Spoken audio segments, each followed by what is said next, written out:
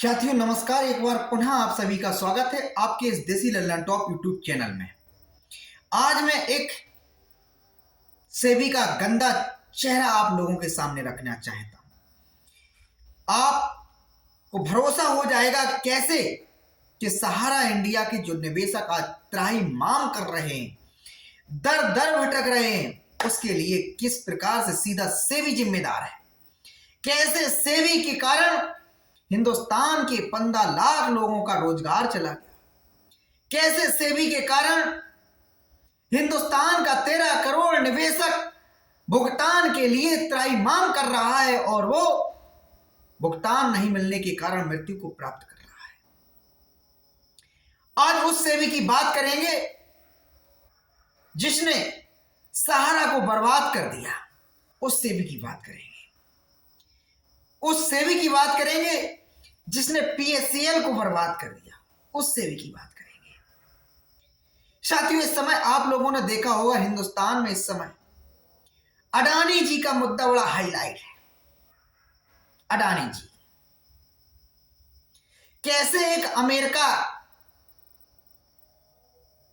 कैसे एक विदेश की रिसर्च टीम ने, जिसको हिंडनबर्ग कहा जा रहा, हिंडनबर्ग ने अडानी के द्वारा किए गए, अडानी ग्रुप के द्वारा किए गए हेरा फेरी को उजागर कर दिया और जिसे देश के कुछ तथाकथित लोग कह रहे हैं कि राष्ट्र पर हमला है, देश पर हमला है। साथियों, राष्ट्र पर हमला, देश पर हमला क्या होता है, मैं आज अपने इस वीडियो में उन लोगों को जरूर जवाब दूंगा। आप लोगों का प्यार और समर्थन मुझे मिलता रहा तो निश्चित ही ऐसे लोगों का मैं गंदा चेहरा हिंदुस्तान के करोड़ों लोगों के सामने उजागर करूंगा। हमने कभी भी सहारा मामले पर वन साइड वीडियो नहीं बनाई। मेरी नजर में जितना आपके भुगतान के लिए आज सुब्रत राय सहारा समूह ही जिम्मेदार है, उससे भी बड़ा सेबी जिम्मेदार है। कैसे सहारा को बर्बाद किया गया और कैसे आज अडानी को बचाया जा रहा है, मैं आज आपके इस वीडियो में बताने का प्रयास करूंगा। ये दोहरा चरित्र, ये दोहरी मानसिकता सेबी के लोगों की, सरकार के लोगों की, मीडिया के लोगों की, देश के कुछ तथाकथित लोगों की उजागर करूंगा। एक तरफ एक कंपनी थी सहारा इंडिया, 1978 में 2000 रुपए की पूंजी से बनी कंपनी 2010 आते आते 13 लाख लोगों को रोजगार दे रही थी।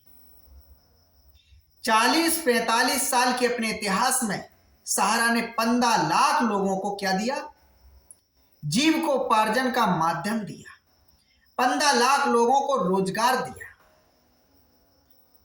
वहीं दूसरी तरफ सहारा इंडिया नए नए कीर्तिमान स्थापित कर रही है। कैसे सहारा ने तमाम खेलों को बढ़ावा दिया। कारगिल का युद्ध में हमारे देश के फौजियों की मदद, कच्छ में भूकंप में जनता की मदद, अमरनाथ त्रासदी में लोगों की मदद, तमाम सारे होटल्स, जिस ब्रिटेन ने कभी हिंदुस्तान पर राज किया था, उस ब्रिटेन के एक होटल पर हिंदुस्तान का तिरंगा लहराने का काम किसने किया, सहारा इंडिया ने किया। एक होटल, इसके बाद अमेरिका का प्लाजा दी न्यूयॉर्क, ये किसके थे, सहारा ग्रुप के थे। बड़े बड़े सेक्टरों में सहारा ने ख्याति अर्जित की थी। 1978 से लेकर 2000 यहां तक कि 15 तक हिंदुस्तान में कोई कहने वाला नहीं था कि सहारा इंडिया ने हमारा 1 रुपए भी रोक रखा था। कोई कहने वाला नहीं था हिंदुस्तान के अंदर 2015 तक। कैसे 15 लाख लोग जो जीविकोपार्जन करते थे वो टीडीएस उनका कटता था, सरकार के पास जाता था। और दूसरी तरफ अब मैं बात करूंगा नए नए इस देश के तथाकथित राष्ट्रभक्त अडानी जी की। अडानी समूह जिसे कहा जा रहा है, वर्तमान में हिंडनबर्ग ने जो रिपोर्ट जारी की है वो राष्ट्र पर हमला है। सहारा जो 15 लाख लोगों को रोजगार देता था, हिंदुस्तान के किसी भी बुद्धिजीवी की जिब्या में तूफान नहीं आया कि वो इसको राष्ट्र पर हमला बताएं। सेबी के द्वारा जो कार्रवाई सहारा पर की गई, कभी किसी भी देश के बुद्धिजीवी ने नहीं कहा कि यह राष्ट्र पर हमला है। सहारा ने जो गलत किया था, सुब्रत राय ने जो गलत किया था, उसकी सजा यदि उनको मिल रही थी तो किसी ने नहीं कहा राष्ट्र पर हमला है। लेकिन अब कहना जरूरी हो गया है कि सेबी की कार्रवाई सहारा पर कार्रवाई नहीं, इस देश के लोगों पर कार्रवाई थी, इस देश की आत्मा पर कार्रवाई थी, इस देश को बनाने वाले जन समूह पर कार्रवाई थी। क्योंकि सहारा इंडिया पर जो जितनी भी कार्रवाई की गई, इसमें किसका नुकसान हुआ है?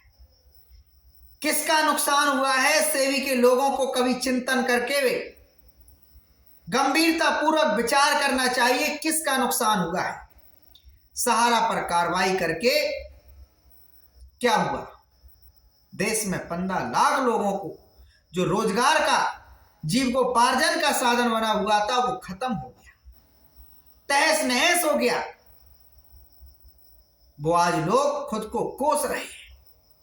उनको लगता है जैसे उन्होंने कोई पाप का काम किया। उनको लगता है कि इस देश में रहना गुनाह हो गया है। उनके अपने जानने वाले, पहचानने वाले, मोहल्ले के लोग, परिवार के लोग, जात बिरादरी के लोग, गांव के लोग, शहर के लोग, रिश्तेदार भला बुरा कह रहे हैं। भला बुरा सिर्फ इसलिए कह रहे हैं क्योंकि उन लोगों ने उस कंपनी में लोगों को योजनाएं दिलाई जिस कंपनी ने 1978 से कारोबार किया और देश में बड़े विभिन्न कीर्तिमान स्थापित किए, निवेशकों का पैसा भी लौटाया। और टैक्स की भी बात कर लेते हैं। बड़ा मुनाफा इनकम टैक्स विभाग को होता था सहारा के द्वारा। बड़ी धनराशि टैक्स के रूप में इनकम टैक्स सरकार को प्राप्त होता था। एक तरफ सहारा की बात मैंने आप लोगों की रखी है, दूसरी तरफ अब मैं अडानी की बात रखूंगा, अडानी समूह की बात रखूंगा। जो अडानी वर्तमान में इस समय चर्चित हैं, वो एशिया के नंबर 2 नहीं, पूरे विश्व के नंबर 2, पूरे विश्व में नंबर 2 की पोजीशन पे अडानी पहुंच गई थी, पूरे विश्व में। लेकिन टैक्स की बात करते हैं, सरकार को फायदे की बात करते हैं। जो पूरे विश्व में नंबर 2 पे पहुंच गया, उसने कभी भी हिंदुस्तान में टैक्स देने में नंबर 2 की भूमिका नहीं निभाई। पूरे विश्व में, भारत में तो था नंबर 1, पूरे विश्व में नंबर 2 अडानी समूह। भैया, जब आप कमाए सबसे ज्यादा हैं तो टैक्स सबसे ज्यादा क्यों नहीं दिए? क्यों नहीं दिए टैक्स सबसे ज्यादा? कोई तो घपला किया था, कोई तो चालबाजियां हुई थी कि आप एक तरफ विश्व में नंबर 2 हो गए, दूसरी तरफ हिंदुस्तान में आपने नंबर 1 पे टैक्स नहीं दिया। यानी सरकार के राजस्व के साथ आपने हमला किया, अडानी समूह ने हमला किया और अडानी समूह के कुछ हमदर्द लोग, सत्ता के करीबी लोग कहते हैं ये हिंडनबर्ग की राष्ट्र पर हमला है। अडानी समूह पूरी दुनिया में नंबर 2 होते हुए भी हिंदुस्तान में कभी 10 लाख लोगों को रोजगार मुहैया नहीं कराया। 2000 रुपए की पूंजी से स्टार्ट हुई कंपनी ने 15 लाख लोगों को जीविकोपार्जन का माध्यम बना दिया, सहारा समूह। लेकिन आप दुनिया में नंबर 2 पे पहुंच गए, लेकिन रोजगार में आप कहां थे? कहां आप रोजगार में थे? तो आज बात इसलिए भी करनी जरूरी हो गई है, यहां मैं बचाव सहारा का या सहारा इंडिया के डायरेक्टर सुब्रत राय, उनके सिपाही सलाहकारों का नहीं करना रहा हूं। कोई हमारा उसमें इंटरेस्ट नहीं। हमारा इंटरेस्ट है इस देश की भलाई में, इस देश के नागरिकों की भलाई में, इस देश के जन समूह की भलाई में। विदेश में बैठे हुए कुछ लोगों को पता लग गया कि अडानी समूह धोखाधड़ी कर रहा है, खिलवाड़ कर रहा है।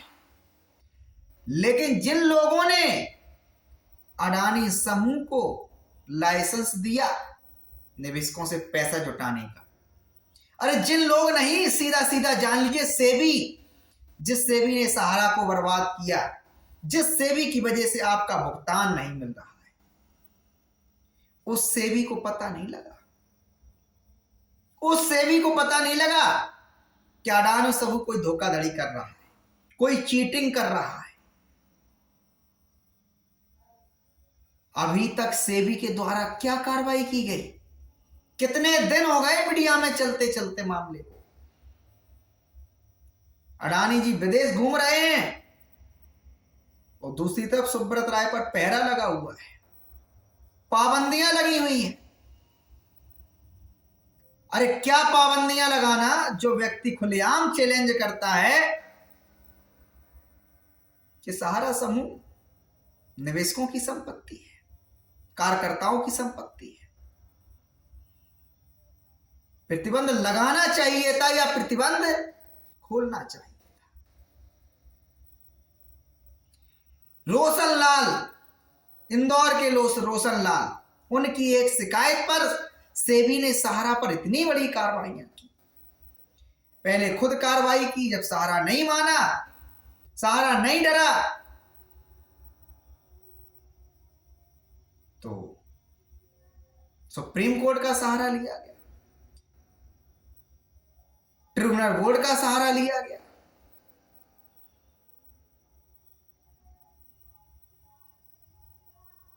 तो ये दोहरा चरित्र और गंदा चरित्र सेबी का आप लोगों के सामने है। आप लोग पूछिए सवाल कि सेबी के पास पड़े हुए पैसे,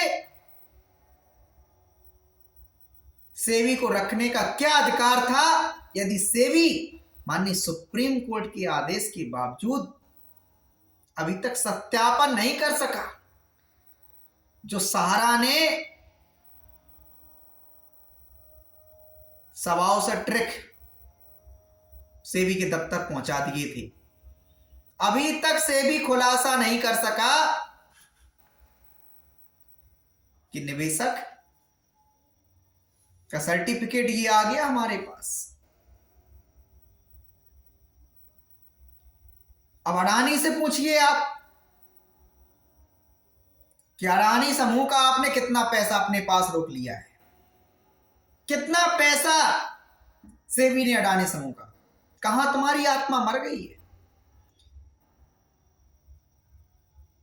इतने दिन हो गए हैं, कितनी संपत्तियों को आपने जब्त कर लिया, निवेशकों का लाखों करोड़ों रुपए अडानी समूह में डूब गया, क्या हुआ?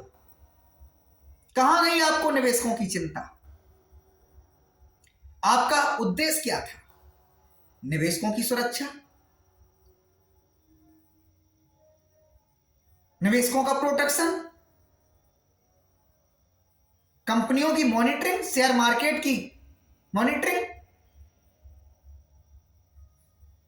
ये आपका आप चले कहां गए? और आपको बताऊं, 6.5 करोड़ रुपए, 6.48, 2009 में सारा सेवी विवाद हुआ, 2009 में, और 2023 में जाके सुब्रत राय के अकाउंट को फ्रीज किया जा रहा। क्या आपने हमसे परमिशन नहीं लिया था सारा रियल एस्टेट और सारा हाउसिंग चलाने के लिए?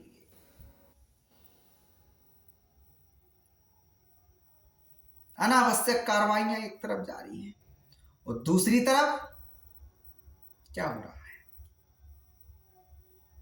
पूरा हिंदुस्तान देख रहा है। तो आप लोग भी सेबी से सवाल कीजिए।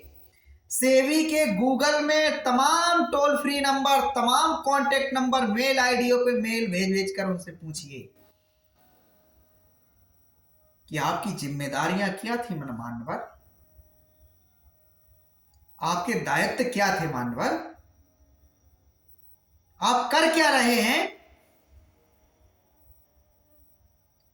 सेबी में यदि जरा सी भी रत्ती भर निवेशकों की हमदर्दी होती, जब सेबी जान रहा है कि हजारों की संख्या में ऐसी सेबी के पास शिकायतें पहुंच चुकी हैं कि सहारा रियल एस्टेट और सहारा हाउसिंग को सहारा के द्वारा जबरन तरीके से गुमराह करके तमाम प्रपंचों को रचकर सहारा क्यूसॉप में और सोसाइटियों में ट्रांसफर किया गया, क्यों सेबी ने आज दिन तक माननीय सुप्रीम कोर्ट के समझ जाकर एक बार भी नहीं कहा कि निवेशक हमारे पास इस प्रकार की शिकायतें कर रहे हैं, आप कोई डायरेक्शन दीजिए? कभी नहीं। क्यों नहीं कहा कि निवेशकों ने हमसे पैसा नहीं मांगा, अब इस पैसे को रखने का हमारे पास कोई दायित्व नहीं बनता, किसी भी आप एजेंसी से जांच कराइए। यदि सहारा का जो पैसा सेबी के पास था ब्लैक मनी था, तो यहां इनकम टैक्स जांच कर सकता था। कर क्या रहे हैं आप 2009 से आज दिन तक? आपका मकसद यह था कि सहारा ने परमिशन आपसे नहीं लिया, सुब्रत राय ने परमिशन आपसे नहीं लिया, तो सुब्रत राय को क्यों नहीं आपने सजा दिलवाई? क्यों आपने धोखाधड़ी का केस नहीं किया? आईपीसी के सेक्शन का आज दिन तक क्यों किसी भी थाने में सेबी ने सुब्रत राय और उनके सिपाही सलाहकारों के खिलाफ कोई एफआईआर नहीं किया? सिर्फ आपकी नजर निवेशकों की धनराशि पे थी कि वो कैसे भी जोड़ तोड़ करके उस पैसे को हमें मिल जाए, इसके बाद हम लेके बैठ जाएं। सिर्फ इतना आपका मकसद था? भाई माननीय सुप्रीम कोर्ट को तो यह पता नहीं था कि आप निवेशकों का पैसा इसलिए लेना चाहते। माननीय सुप्रीम कोर्ट को आपने बताया कि हमसे परमिशन नहीं लिया गया। माननीय सुप्रीम कोर्ट ने लगा कि अगर परमिशन नहीं लिया गया तो ये गलत काम है। आपके फेवर में आदेश कर दिया गया, 15% ब्याज से सारा जमा कराए। आपने क्या किया? यहां कतई मुझे हमदर्दी सुब्रत राय से नहीं, मैं मानता हूं उन्होंने निश्चित ही गलत किया था, लेकिन वहां एक प्रश्न चिन्ह और उठता है। वहां तो एक बात और आती है, सुब्रत राय कहते हैं कि सेबी के अंतर्गत हमारी 2 कंपनियां आती नहीं, सहारा इंडिया के द्वारा बार बार कहा गया। वो कहते थे कि हम कानपुर से, आरओसी से, एमसीए से ऐसे रजिस्टर्ड है। खैर उस मामले पर ज्यादा बात से कोई मतलब नहीं, बात सिर्फ इतनी है कि कैसे इस देश में एक ही गुनाह के लिए अलग अलग सजाएं दी जाती हैं। एक तरफ सहारा पर कार्रवाई करके निवेशकों को दर दर भटकाया जा रहा, यहां तक कि तमाम सहारा के कार्यकर्ताओं ने आत्महत्या कर ली भुगतान नहीं मिलने के कारण, डिप्रेशन में आकर, तनाव में आकर, निवेशकों का दबाव के कारण। तब भी आत्मा नहीं जागी आपकी, तब भी सेबी ने हमदर्दी नहीं लगी। तो एक तरफ अडानी समूह पर अब अभी तक कोई कार्रवाई नहीं हुई, कोई कार्रवाई नहीं, कोई संपत्तियां सीज नहीं, कोई संपत्तियां कुर्क नहीं। ये मजाक है आपका, ये कार्रवाई है आपकी। एक तरफ इन लंदन में जाके तिरंगा लहराने वाली कंपनी को तहस नहस कर दिया गया, और दूसरी तरफ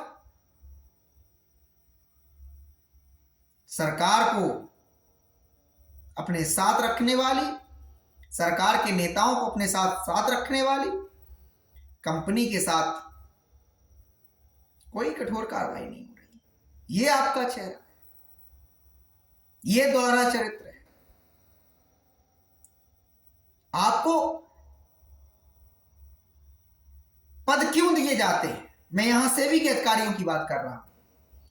सेबी के अधिकारियों को पद दिए जाते हैं कर्तव्यों का पालन करने के लिए। कोई भी अधिकारी हो, कोई भी व्यक्ति हो, सबकी अपनी अपनी जिम्मेदारियां होती हैं। आप लोग जिम्मेदारी के बाहर जाकर क्यों प्रयास करते हैं अनावश्यक?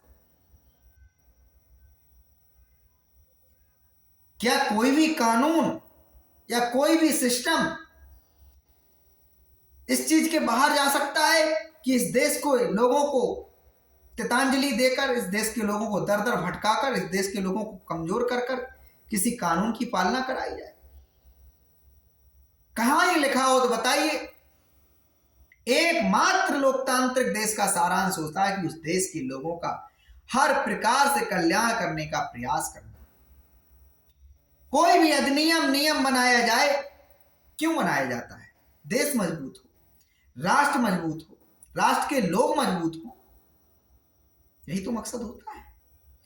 एग्जाम्पल के तौर पर मैं एमवी एक्ट की बात करूंगा, मोटर व्हीकल्स अधिनियम। क्या है?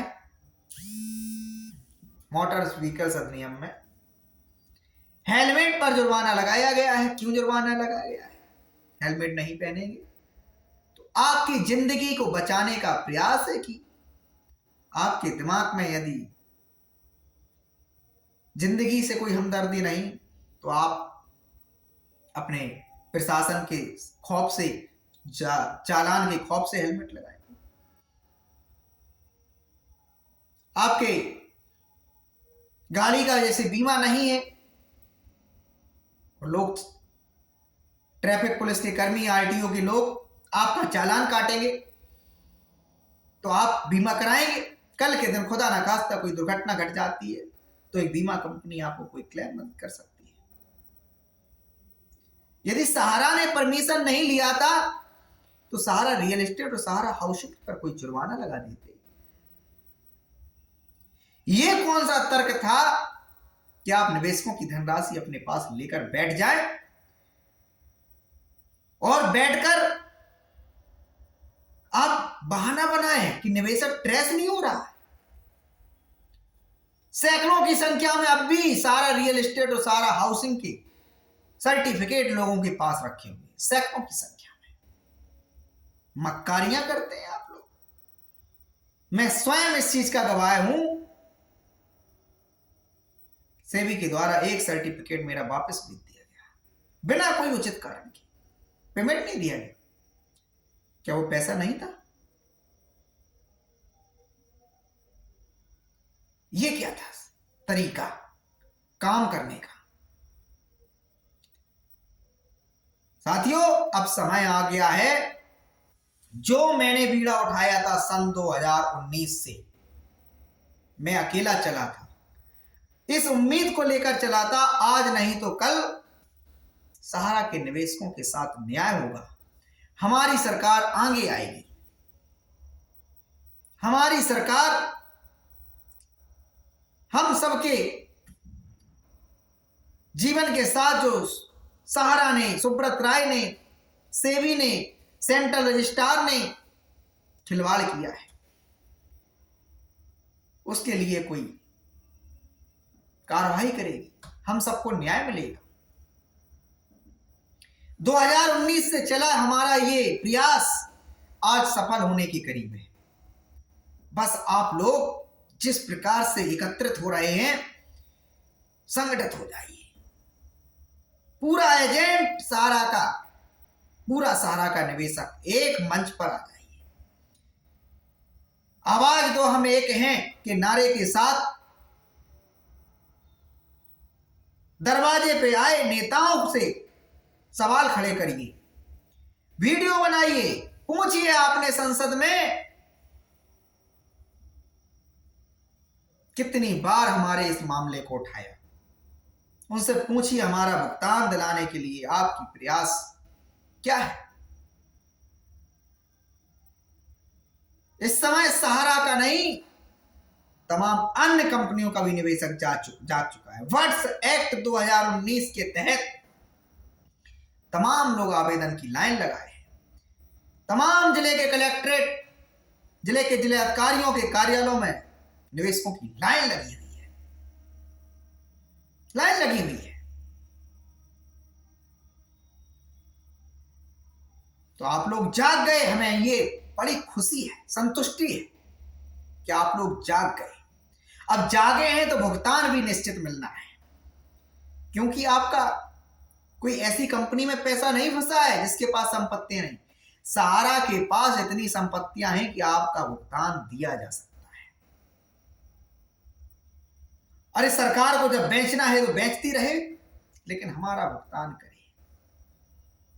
पूरी ताकत के साथ अपने पड़ोस के रहने वाले मित्र को जगाइए, उससे कहिए आपका सर्टिफिकेट, आपका जो सहारा में भुगतान पड़ा है, अब लेने की बारी आ रही है। अब सरकार को हमारा आपका भुगतान करना पड़ेगा। सरकार ने लाइसेंस दिया, सरकार की जिम्मेदारी है अपने देश के नागरिकों की सुरक्षा करना, उनके धन की सुरक्षा करना, उनके जीवन की सुरक्षा करना। जिस प्रकार से आपको शिक्षा का अधिकार है, भोजन का अधिकार है, पानी का अधिकार है, इसी प्रकार से आपको आपके धन की सुरक्षा का भी अधिकार है। तो जाग जाइए। वीडियो सिर्फ इसलिए नहीं है ये कि आप लोग जाग जाएं और अपना आवेदन जिले के जिलाधिकारी को भेज दें, सेंट्रल रजिस्ट्रार सहकारिता मंत्रालय को भेज दें, प्रधानमंत्री कार्यालय को भेज दें, राष्ट्रपति सचिवालय को भेज दें। ये वीडियो बनाने का मकसद है कि आप तो स्वयं जागेंगे, अपने पड़ोसी को जगाएंगे, अपने मोहल्ले वालों को जगाएंगे, अपने रिश्तेदारों को जगाएंगे, दूर तक आप आवाज देंगे और लोगों को एकत्रित करेंगे। हम सबको ईंट से ईंट बजा देनी है। 13 करोड़ सहारा के निवेशक जिस दिन पूरी ताकत के साथ ठान लेंगे, कुछ नहीं करना है, आप अपने अपने घरों से निकलकर भी अपने अपने घर के दरवाजों पर जिस दिन बैठ गए, सरकार हिल जाएगी, पूरा विपक्ष हिल जाएगा, पूरा मीडिया हिल जाएगा, तमाम जिम्मेदार एजेंसियां हिल जाएंगी और सोचने पर मजबूर हो जाएंगी। ये सहारा के निवेशकों की ताकत है। ऐसे सहारा के निवेशकों का भुगतान हड़प कर नहीं बैठा जा सकता। 2024 का चुनाव आ रहा है। राहुल गांधी ने पूरे भारत में भारत जोड़ो यात्रा निकाली। उस यात्रा का क्या मकसद था? कोई मतलब नहीं, आपको कोई मतलब नहीं। उस यात्रा में जिन लोगों ने, तमाम लोगों ने, हमने देखा प्रयास किए, लेकिन उन तमाम में कहूंगा 1% लोगों ने भी प्रयास नहीं किया। लेकिन जिन लोगों ने प्रयास किए उनको दिल से सलाम कि कम से कम आपने भारत जोड़ो यात्रा में सहारा के मुद्दे को पहुंचाने का प्रयास किया। नीतीश कुमार जी समाधान यात्रा लेकर बिहार में निकले हैं, तमाम सारे निवेशक उनको घेर रहे हैं। सलाम है ऐसे निवेशकों को। पूरे हिंदुस्तान में सारे के सारे निवेशक एक किरमिक आंदोलन यदि जारी कर देंगे तो सरकार घुटनों के बल आ जाएगी। जिस प्रकार से सरकार ने विकलांगों के लिए विकलांग पेंशन की व्यवस्था की, जिस प्रकार से सरकार ने वृद्धों के लिए वृद्धावस्था पेंशन दिया, जिस प्रकार से विधवाओं के लिए विधवा पेंशन दिया, उज्ज्वला दिया, आवास दिया, सम्मान निधि दिया, उसी प्रकार से आपके पैसे को सरकार को देना पड़ेगा। यह पैसा कोई अडानी अंबानी सुब्रत राय का सहारा का नहीं, यह पैसा देश के आम लोगों का है, मजदूर लोगों का, मेहनत कश लोगों का, पान वालों का, रेहड़ी पटरी वालों का, सब्जी बेचने वालों का, गरीब परिवारों का, किसानों का, उनका पैसा है। मैं ये नहीं कह रहा हूं कि सेबी के पास पड़े हुए पैसे से सारे के सारे सहारा के निवेशकों का भुगतान हो जाएगा, लेकिन बहुत बड़ी संख्या में लोगों का भुगतान उस पैसे से हो सकता है, बहुत बड़ी संख्या में उस पैसे से भुगतान हो सकता है। बाकी संपत्तियां सहारा के पास है, कोई भीख नहीं चाहिए सहारा के निवेशकों से को सरकार से, बस इतना सा चाहिए कि सरकार अपने खाते से भुगतान देना स्टार्ट करे और संपत्तियां गिरवी करती रहे, नीलाम करती रहे। अब ये सब्र का बांध टूट रहा है, अब और परीक्षा मत ले सरकार सहारा के निवेशकों की। तो कैसे एक अडानी और कैसे सुब्रत राय के बीच आज हमने आप लोगों के बीच कंपेयर करने का प्रयास किया, कैसे दोहरे चरित्र हमने सेबी के दिखाए, दोहरे चरित्र हमने सरकार के दिखाए। एक तरफ छोटे छोटे जो मुद्दे, राहुल गांधी ने सफेद शर्ट पहना, अगर पीला पहना कि नीला पहना, राष्ट्रीय मीडिया का विषय बन जाता है। और दूसरी तरफ जनमानस की, देश की 50 करोड़ लोगों की समस्या, 13 करोड़ निवेशक हैं, 2-2 4-4 मेंबर हैं प्रत्येक परिवार, 50 करोड़ लोगों की समस्या ये निर्लज्ज मीडिया के लोग नहीं उठाते। लेकिन कुछ मीडिया चैनल्स हैं जो उठा रहे हैं समय समय पर आपकी बात को, उनको भी मेरा धन्यवाद। लेकिन मैं कहूंगा कि आपकी ही एकता की ये ताकत है कि चाहे वो तमाम सारे क्षेत्रीय राजनीतिक दल हों या तमाम एनजीओ या क्षेत्रीय तमाम संगठन। सुशील कुमार मोदी बिहार के पूर्व उप मुख्यमंत्री सहारा के निवेशकों की बात करते थे, आज नहीं पता वो कहां है कहां नहीं है। क्यों? क्या हो गया? क्या कोई सिग्नल आ गया सुब्रत राय की तरफ से, मोदी जी की तरफ से कि आपको इस मुद्दे पर नहीं बोलना है? आपको तो बीच में निवेशकों को लगता था कि आप बड़ी ताकत के साथ निवेशकों की बात उठा रहे हैं, अचानक से आप गायब हो गए। एक मैं और नाम लूंगा, राजस्थान के सांसद, क्या नाम है उनका, भूल गया मैं, ट्रैक्टर लेके जो जोधपुर सेबी कार्यालय जयपुर पहुंचे थे, कौन से वो मीणा थे, दिखाई नहीं दे रहे हैं अब वो।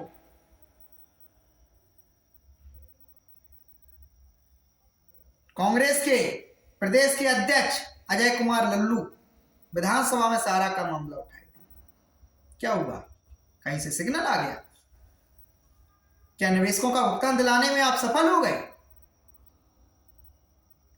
क्यों? एक बार उठाने के बाद क्यों?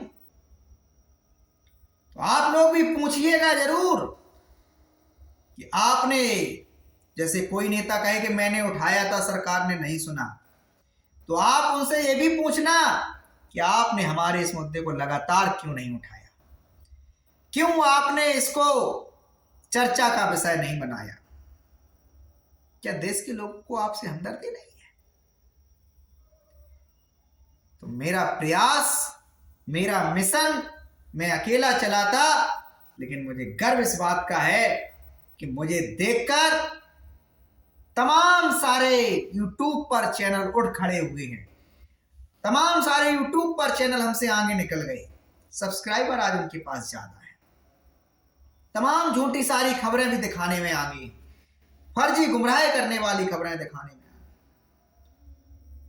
गई। लेकिन आपने हमसे प्रेरणा ली, मुझे इस बात का गर्व है।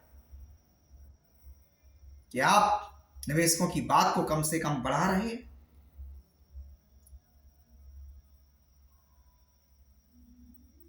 सरकार सीआरसी को शिकायत करने के लिए सबसे पहले मैंने ही कहा था, पीएमओ को शिकायत करने के लिए आप देख लें मेरे पुराने वीडियो, मैंने ही कहा था। आज तमाम यूट्यूब पर बैठे हुए लोग बता रहे हैं, वो अलग बात है, उनका भी धन्यवाद करिए। मुझे खुशी इस बात की है कि आप लोग जाग गए हैं और लगातार जाग रहे हैं, लेकिन फिर भी अभी चंद लोग जागे हैं, 5% लोग नहीं जाग पाए। 13 करोड़ लोगों की अपनी ताकत समझिए। चर्चा पर चर्चा तो करना ही करना है, सरकार को पत्र भेजना है, रजिस्ट्री करना है, डीएम को मिलना है, एसडीएम को मिलना है, एडीएम को मिलना है, सांसद विधायक से मिलना है। रुकना नहीं है, रुकना नहीं है। और अगर आप रुके गए तो आपका भुगतान नहीं मिलेगा। और जितनी स्पीड से अब चलेंगे, क्योंकि लोकसभा का चुनाव आ रहा है, तो आपका मुद्दा स्वाभाविक है, हाईलाइट तो होना ही होना है। अब आप यदि सड़क पर उतर आए, आप यदि शिकायत भेजने में सफल रहे, चाहे फिर वो सत्ता के लोग हों या विपक्ष के लोग, आपके मुद्दे की बात करेंगे, आपको भुगतान दिलाने की बात करेंगे। आज चलते चलते 36-37 मिनट का वीडियो हो गया। अंत में मैं इतना कहूंगा, यदि आप लोग इस वीडियो को सरकार के नुमाइंदों तक पहुंचा दें तो आपकी बड़ी कृपा होगी। और अंत में मैं इतना हाथ जोड़ के देश के माननीय ईमानदार प्रधानमंत्री जी से हाथ जोड़कर विनती करता हूं, आप भी चाय बेचने वाले हैं, और इस सहारा के अंदर चाय बेचने वालों का पैसा जमा है।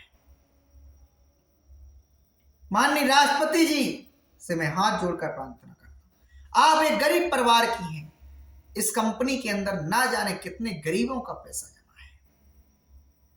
माननीय निर्मला सीतारमण जी से प्रार्थना है, तमाम योजनाएं इस देश ने जन कल्याण के लिए जारी की, तो एक योजना, एक राहत कोष, एक बजट हम सबके कल्याण के लिए जारी कर दीजिए। 1 लाख करोड़, 50,000 करोड़, 1.5 लाख करोड़, जो भी आप, लेकिन शुरुआत कीजिए, पहल कीजिए। हमारा भुगतान देना आपकी जिम्मेदारी है। लोगों के सपने ना बिखर पाए, ये आपकी जिम्मेदारी है।